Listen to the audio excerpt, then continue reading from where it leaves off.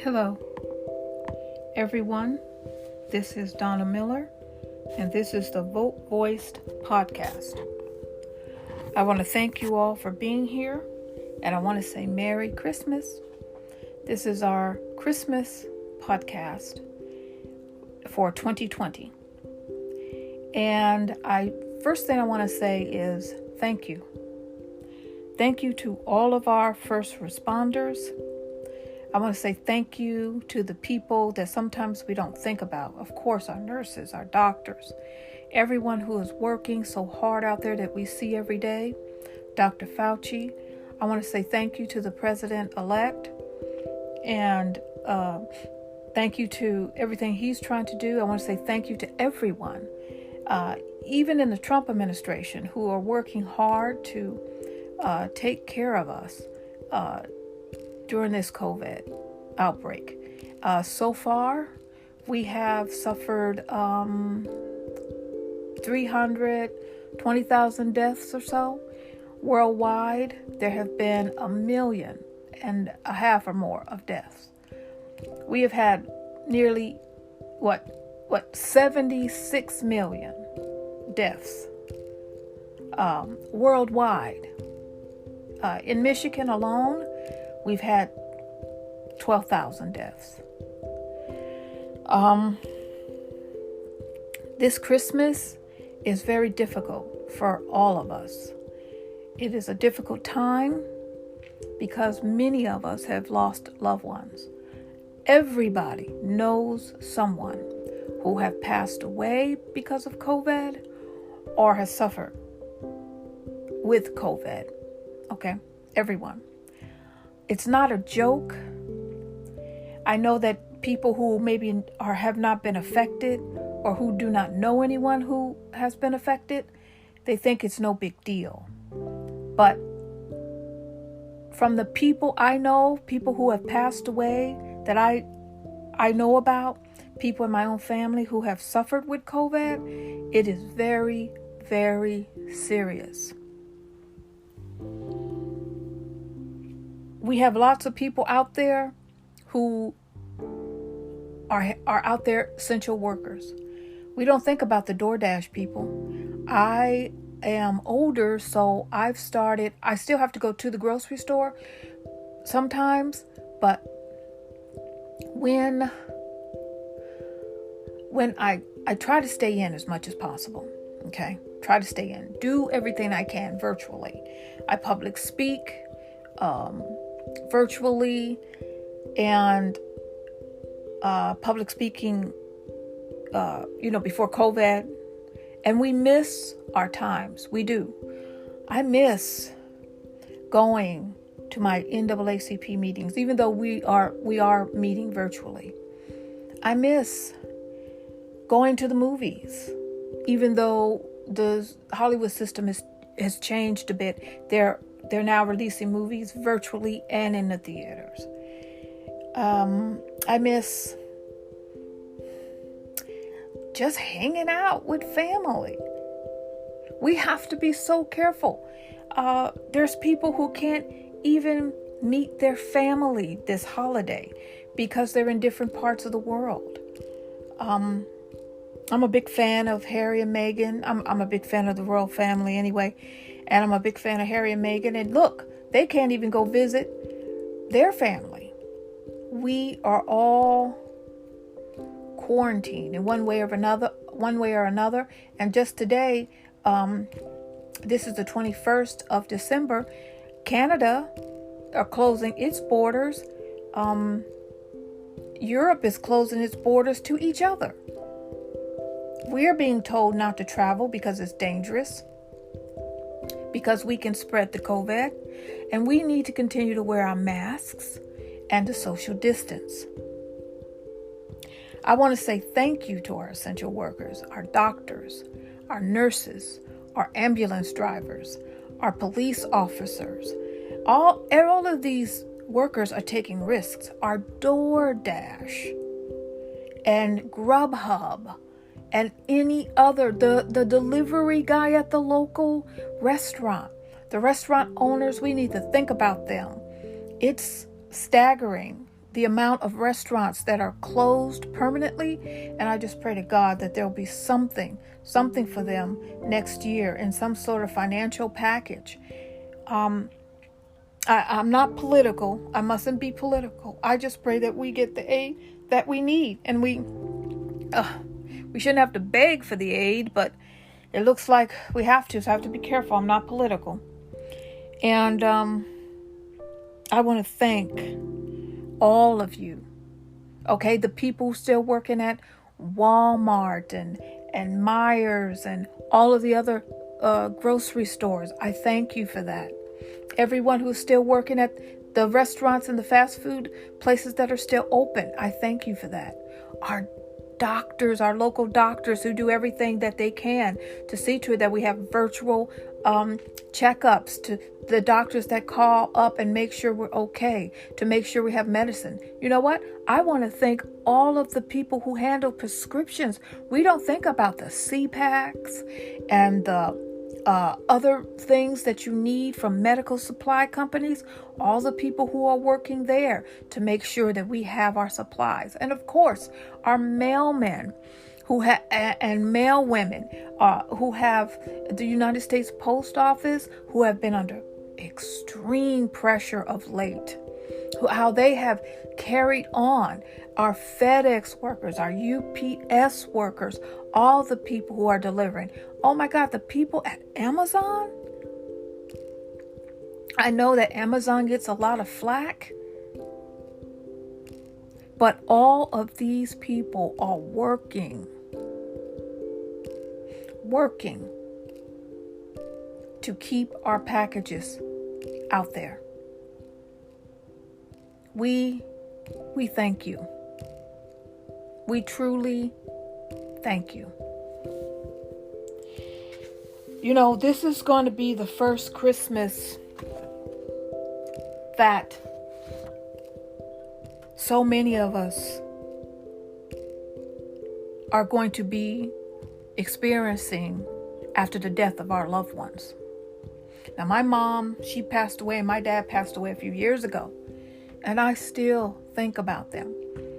And the death of a loved one is not easy. You never forget about your family. Never. Never. I still think about, my mom's been dead about 4 years now. And my dad's been dead just behind her. He died a year after her. And I still think about my mom and my dad. My brother passed away, in 2000. You don't ever forget your family. And most of the time, you speak of them in the present sense. And you have to, remind yourself, they're gone now. We have to celebrate our holiday without our family. And there are some ideals about celebrating holidays without your family. And these ideals are by Eleanor Haley.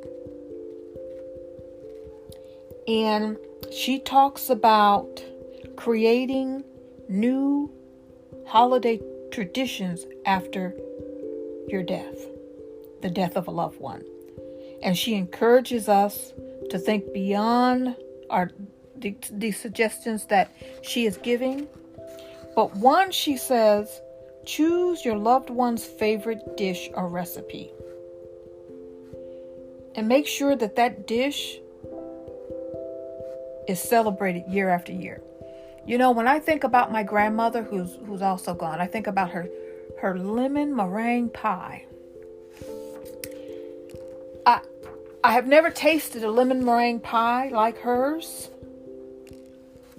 but it is just wonderful. She says that if a person who has passed away wasn't a part of the family celebration, she said, start a tradition of meeting friends and family in the evening to remember the person who died over cocoa or eggnog. You might have a distant relative who passed away from COVID. We need to remember the people who passed away. We need to remember them worldwide. This pandemic, it brings tears to my eyes to think of the suffering that this pandemic has caused and the isolation, how we have to live our life a way we never imagined, never. She talks about using music. She says, have a go-to list of holiday songs that remind you of your loved one. She says to start a tradition that involves singing your loved one's favorite holiday song. She says you could have a memory tablecloth. She says she saw this at a website that's called Memory Tablecloth. Try to put that in. It's OODALOL. Let me make sure I have that. LIE.net.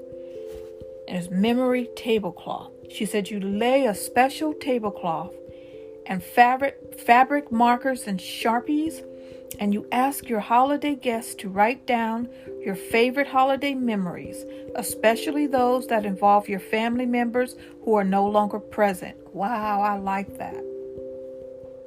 I like that. We might not be able to come together right now, but we can do that on Zoom. Let me just take a moment and tell you that Zoom are going to have some date and times for unlimited meetings. One person could be in charge of the tablecloth, and you can pick up tablecloths at secondhand stores, really nice tablecloths, okay?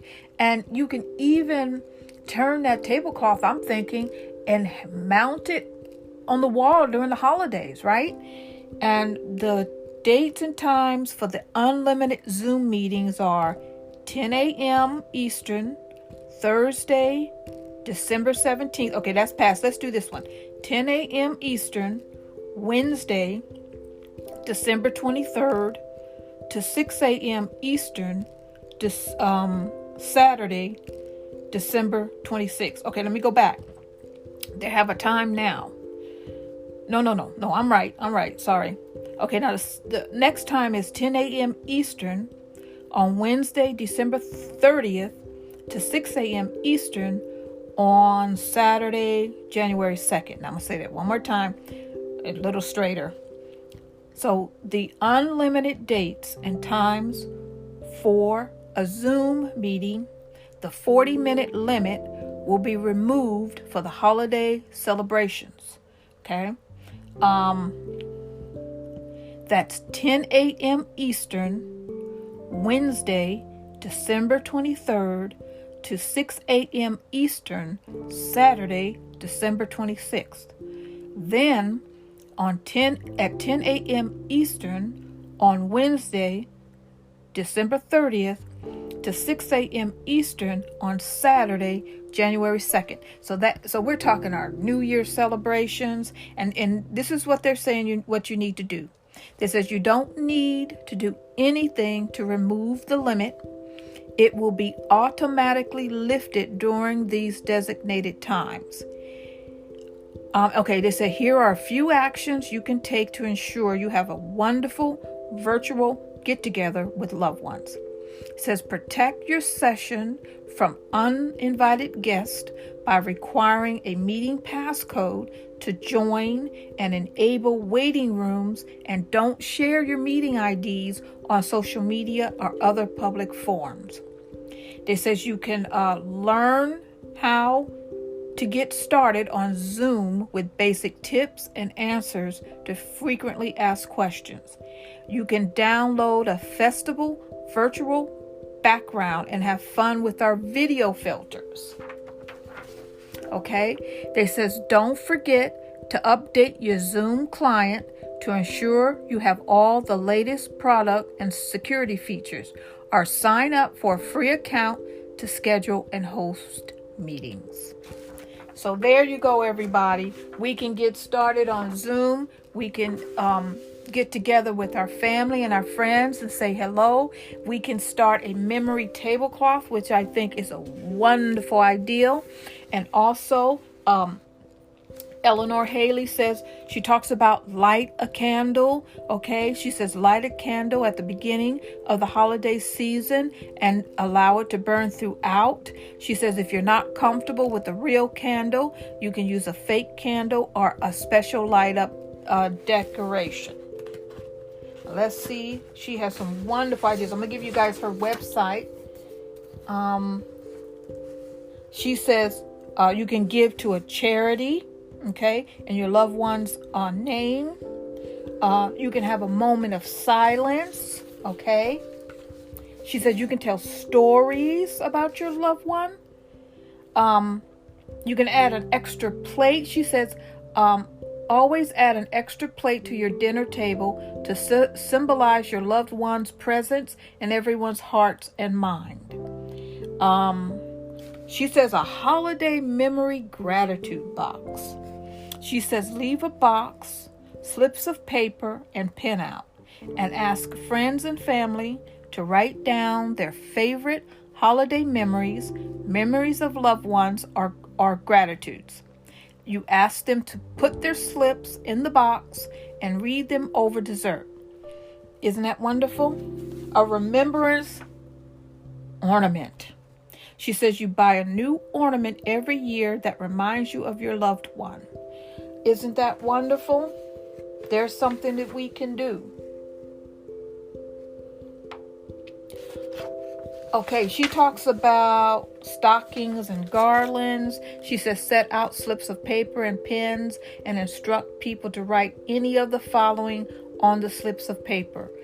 Memories, moments that make you think of your missed loved one, words of encouragement to other family members, words of appreciation to other members, and gratitudes. Now, on Zoom, you can have people say these things on Zoom. Ask everybody to just tell their favorite memory of the person. Isn't that wonderful?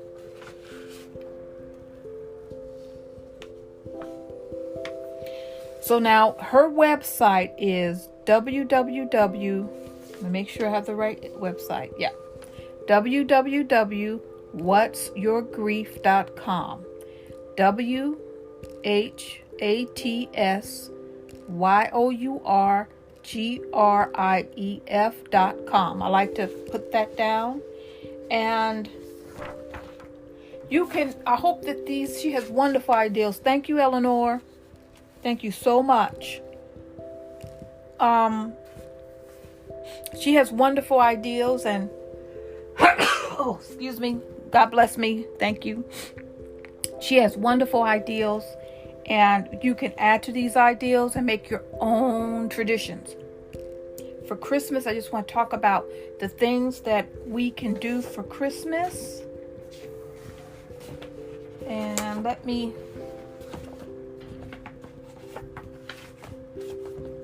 let's talk about our Christmas, right? We have things we can do for our loved ones. Let's talk about the things we can do for Christmas, this COVID Christmas. Number one, we have our Zoom meetings. We're going to do all this over the Zoom. We have our small bubbles of our relatives. And, I saw where they were giving suggestions on television about how to do that. You might be in an area where you can sit outside. Today here in Michigan, it seems to be okay, but we don't know what it's going to be like at Christmas time. But they say if you are having your gathering, keep everybody in their own little family pods in your house. Open up your windows and doors to have some air circulating. Have heaters. If you have a fireplace, turn on your fireplace. But just remember social distance. Remember that Zoom is available to you for free. And let's stay safe, okay, this Christmas. Now, one of the things I did for my children who are grown now, and they really did love it. And, I still kind of do it, even though they know that, it's kind of fun. But you put out your cookies for Santa and the milk, and then, we would all go to bed, and I would make sure I get up. Sometimes I'd be up just right before them, munching on the cookies, drinking the milk, having a little crumb, sitting out the plate and saying, "Oh, Santa came," And then we would sing, I'm Christian, so we would sing happy birthday to Jesus. So, always making sure that the holidays, whatever your holiday is focused on God in some way. And so I always have my children sing happy birthday to Jesus, because we're Christians for our holidays. And whatever your holiday is, Hanukkah, Kwanzaa, whatever your holiday is, we need to focus on our family and also focus on your God. These things are important. Now, one of the things they talk about you can do for Christmas this is something I have never done, but your Christmas breakfast. Some people love that. And so make your Christmas breakfast ahead of time. Don't forget that you can decorate Christmas cookies. The kids love that, right? Now, this is new. Now, what my children were growing up, the thing that we used to do was they had a place where you can send off for a letter to arrive in the mail from Santa. Okay, well, now this is a new day, so now you can use the Santa Club to book a video conversation with Santa, okay? You just look for that. Get on Google it. My daughter would always say, "Mom, Google it." Google a video conversation with Kris Kringle or video conversation with Santa, and see how you can schedule that. Isn't that nice? I remember taking my children to have their pictures taken with Santa. Now, you know what? I'm 60 over, right? 60 plus. My birthday was yesterday. Now, I remember to this day, my mom and even my dad taking us to visit Santa. Now, I know that things are tough for all of us. Don't even pretend. All of us are having a tough time. Some of us are a little better off for a little longer. If we do not have help, okay, considering it's our taxpayer dollars that we're asking to help us, all of us are going to hit some very hard times. All of us. Okay? I remember visiting Santa. My mom, I don't even know where these pictures are now, but we had pictures forever of us as kids visiting Santa. It was me, my sister, and my brother. My brother's passed. It's just me and my sister now. You make your holiday traditions the best you can. You do not have to have a lot of money to do this. Okay? I used to, you know what? If you have a small tree, you can pick up a tree at a secondhand store, or you can just hang, string together some popcorn. If you can't do that, you can make garland out of construction paper. If you can't do that, there are dollar stores. You do something, even if it's nothing but a stocking. And you know what? I have been nowhere and had nothing. Okay? If you can't buy a single thing for Christmas, you take your family, okay?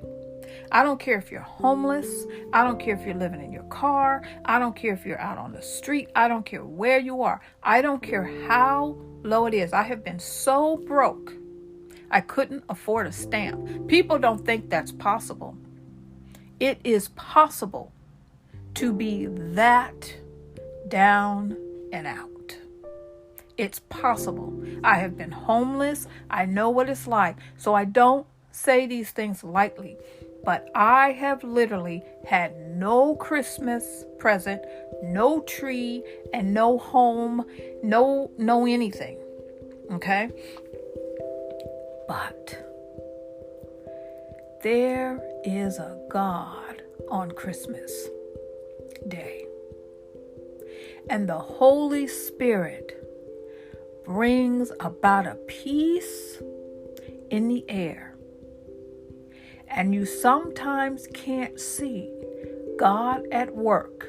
And I know that December 25th isn't the actual birthday of Jesus. We don't know the actual birthday of Jesus. But it is the day that we choose to celebrate his birthday, and God honors that. You tell your children, you hold their hands. And you guys, if it's just you and your children, or you have a husband or a wife, or you don't, or even if it's just you, I want you to say, thank you, God, for this day, for my life. And tomorrow is a new day. And you know what?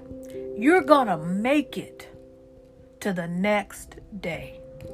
I think it is so important that we know that. Because amazingly, and I'm going to talk about our voting also, but I just want to talk about our Christmas right now. And I'm going to give you guys one more thing, just to, that you can do. You can read a book. You can get a Christmas book, if you could possibly find one, in a secondhand store. Make up a wonderful Christmas story. Make your own Christmas story. Oh, if you can, I don't know. See if there's a park or somewhere. Maybe you can get pine cones. Think how you're going to make that Christmas special. Even if you can't afford to buy candy canes. Have I been that broke? You bet I have. You bet I have. I've stood in line for hours just so my children would have a stuffed animal. Literally, I got one toy per kid and a bottle of perfume. But I was thankful for it. And there was me and a bunch of other single moms and dads and stuff like that standing in line for one stuffed animal per kid and a bottle of perfume. They gave the perfume to us as a gift from them to us. Literally. If the sad thing about COVID is we can't celebrate with each other. How many times have I been invited to somebody's house for Christmas or Thanksgiving? And the sad thing about COVID is we can't do that anymore. You might not have access to Zoom. You might not have access to anything. You might be hanging on by your fingertips. Okay? I want you guys to know I send my love to you. God bless you. And let's move on to our voting information. In Georgia, people. In Georgia. There's a Georgia runoff. It's early voting in Georgia. And if you're not in Georgia, they can use your help on the phone banks. Also, they're asking for people to canvass in Georgia. Okay. Go to turnout2020.com. Go to daily costs, dailycosts.com. People for the American Way are trying to get people out there. There's an organization called Sunrise. Young people are out there. MoveOn.org is out there. Sign up with them to make some phone calls. Let me see. I'm going to get you guys some other information. Victory via, 2020 Victory.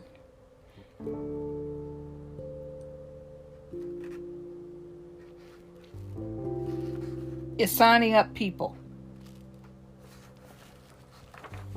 Okay. Let me see.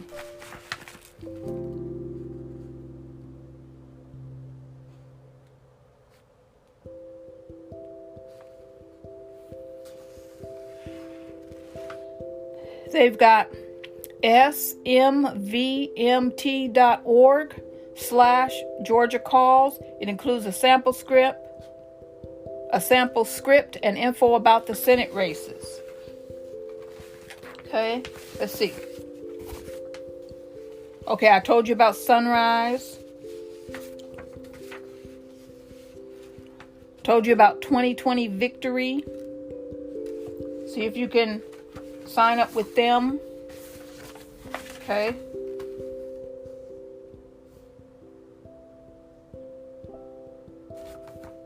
And just go to Google and Google make work. Or I'm thinking, see, Google phone bank for Georgia runoffs. There are some people texting. Oh, Next Gen. Next Gen is doing some work too. We need to remind people they have one more election to vote in. These runoff elections are just as important as the original, or the primaries, I should say. It's not called original.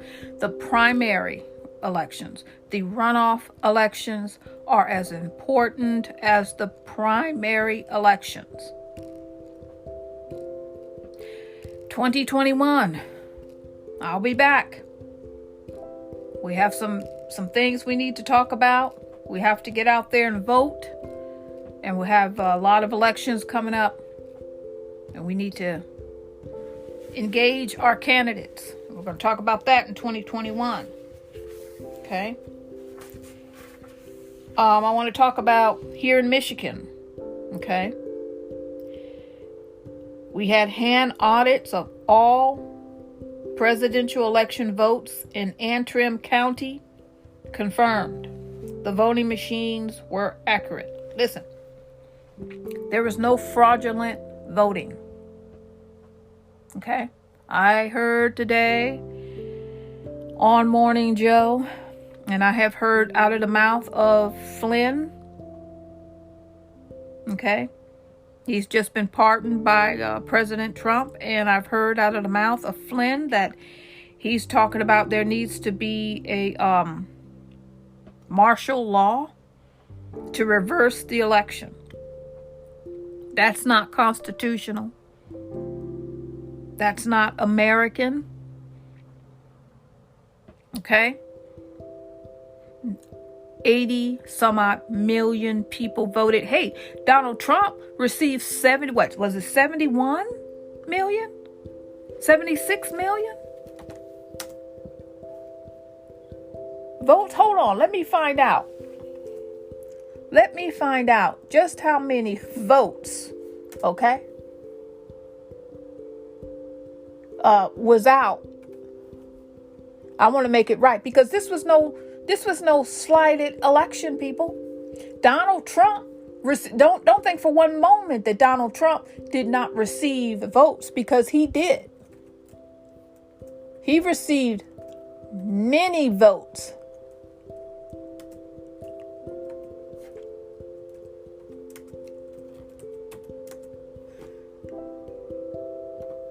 Okay, he received many votes in the 2020 election. Okay, now Joe Biden received 306 electoral votes, and Donald Trump received 232 electoral votes. Okay? 81,283,485 people voted for Joe Biden. But look, 74,223,744 voted for Donald Trump. Okay?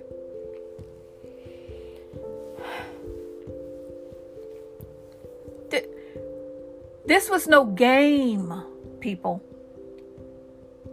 51.4% of Americans voted for Joe Biden. 46.9% voted for Donald Trump.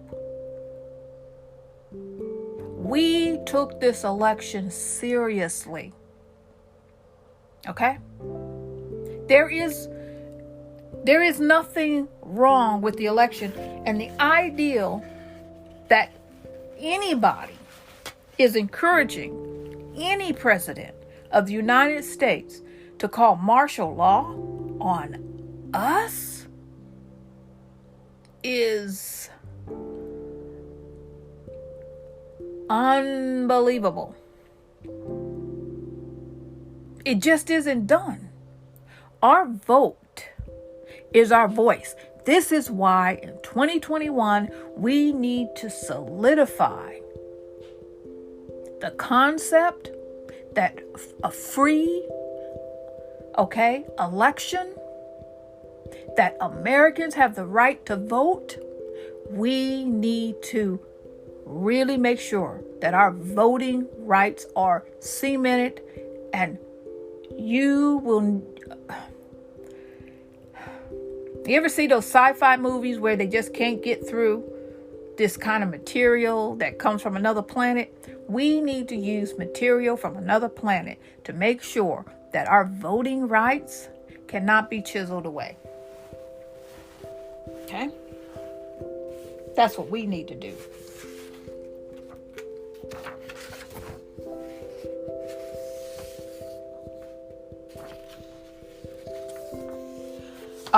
Talking about voting rights.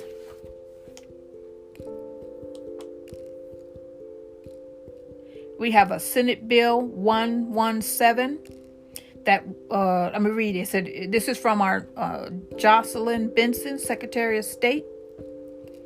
Senate Bill 117 would give Michigan citizens the ability to return their absentee ballots electronically via a secure portal, ensuring that the U.S. Postal Service does not delay their vote beyond when it can be counted on Election Day.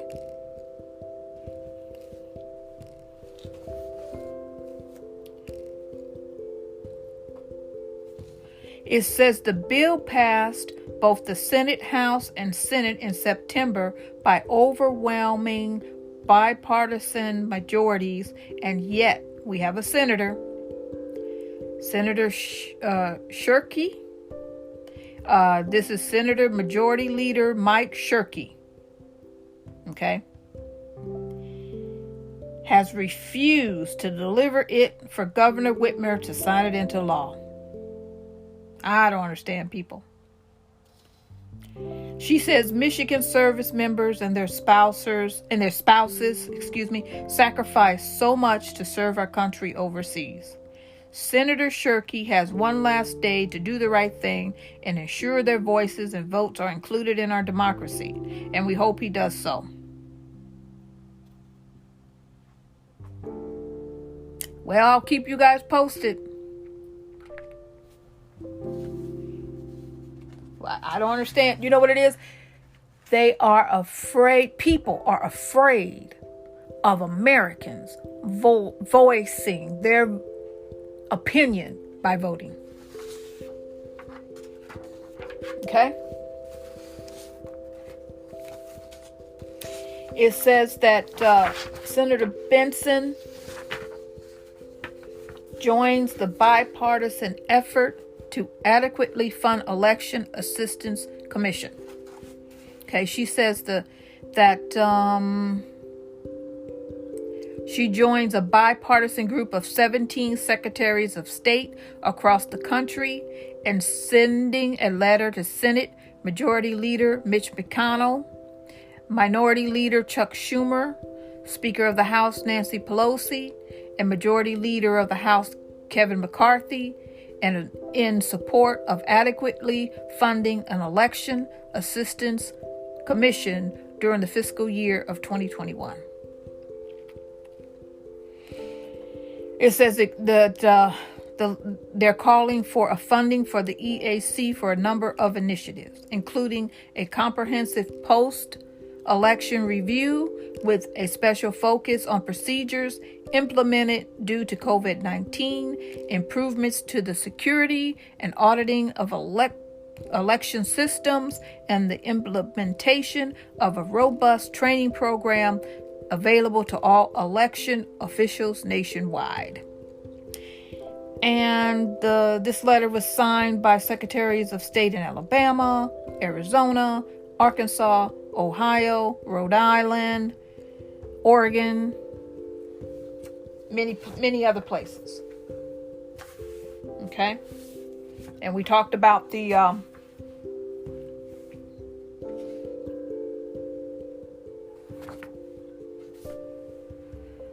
Georgia runoffs, and I'm going to give you some guys just one more piece of information on that in a minute, but I want to say something to Michigan residents. This is in Detroit. The Michigan House of Representatives have voted unanimously to approve Senate Bill 1234, which will automatically extend property tax exemptions for low-income homeowners for the next year. It says this bill also helps senior citizens by having their tax exemption last for 3 years instead of just one before they have to apply for renewal. Governor Whitmer, she has to sign it, and hopefully she'll sign it at her first opportunity. That's important. Here in Michigan, here in Detroit, it's something like, tax exemption for your property taxes, or an exemption. I'm sorry, it's not a tax exemption. I'm sorry, it is a property tax exemption for low-income homeowners. And you know what? If you think you need one, call up, find out if you can use it. Daily costs. Here we go, people. Remember the popular vote versus the Electoral College? I still think we need to elect people by popular vote, because even though millions and millions of people voted for both candidates, the Electoral College still is the one who decides. Remember, Hillary Clinton won the popular vote by 2.9 million? The National Popular Vote Interstate Compact, let me tell you again, is an agreement among several U.S. states and District of Columbia to award their respective electoral votes to whichever presidential candidate wins the overall popular vote. Once states totaling 270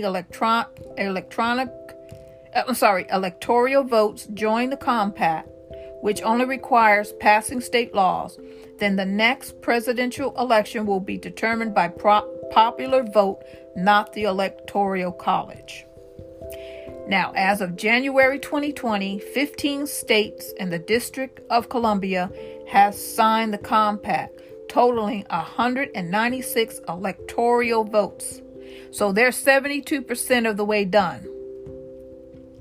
They're trying to continue to make this a national issue. Okay, and they are encouraging legislatures across the country to sign the compact. And then the winner of the 2024 presidential election could be determined by popular vote. There is a petition at daily cost. If you think that we should elect our next president in 2024 by popular vote, go to daily cost, okay? And join. Let me see. I'm trying to see what's the name of this petition. Okay, look for the National Popular Vote Interstate Compact petition, or just say the National Popular Vote or Popular Vote petition. Go to daily costs and look under their petitions, and you'll see it. Sign it. Okay? Sign that petition if you believe that we should elect the next president in 2024 by popular vote. Okay? One last thing. Here in Michigan, okay? It's called Smart Justice Legislation. I'm going to read this to you. It's passed in the Michigan State House. And it means that in Michigan, they're just a couple of steps off from seeing the entire package of bills become law. Now, this is, I'm going to tell you what this is. It's about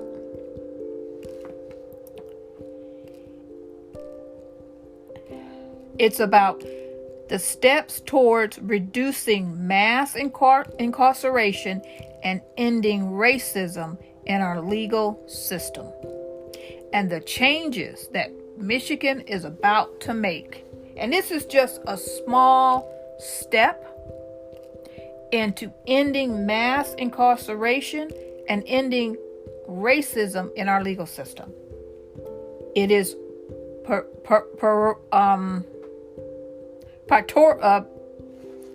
on just a second. It is putting first jail alternatives for many misdemeanors and low-level felonies. Okay? So instead of you sending someone to jail for a misdemeanor or a low-level felony, let's look at other alternatives to getting that done. Eliminating mandatory minimum sentences for several non-safety related traffic violations. Now, that doesn't mean that if something is a safety habit, if you run a red light, okay, the judge will handle that. Okay? If you're driving while you're drunk, you know you're in trouble. Okay? Whatever is a safety issue, we're not talking about that. We're not talking about letting people off who have committed murder. We're not talking about that. We're talking about misdemeanors and low-level felonies. Eliminating driver's license suspensions for several low-level violations, like tail lights. Okay?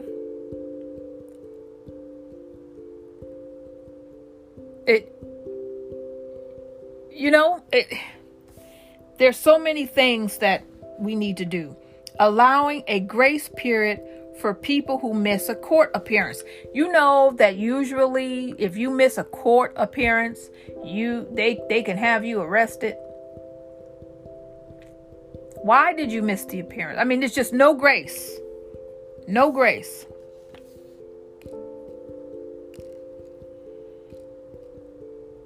We want to thank the ACLU of Michigan for this. Okay? We want to thank the phone bankers who ran the connector lines, which provided steady reminders to the state legislature about the importance of this work. Okay.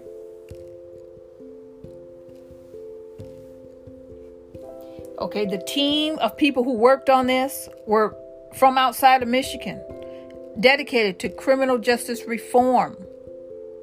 And this is what we're talking about. Criminal justice reform.